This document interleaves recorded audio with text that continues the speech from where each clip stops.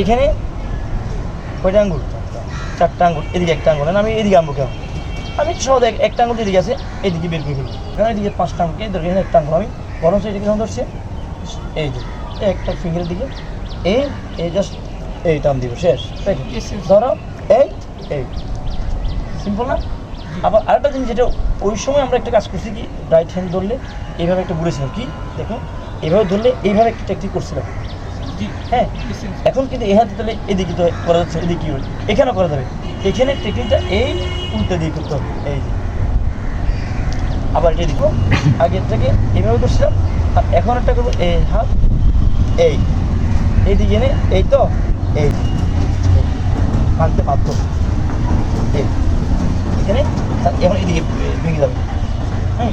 এবং পাশাপাশি আমি ওই যে সেম টেকনিকটা চাইলে হাত ভেঙে যেতে হবে, ঠিক আছে।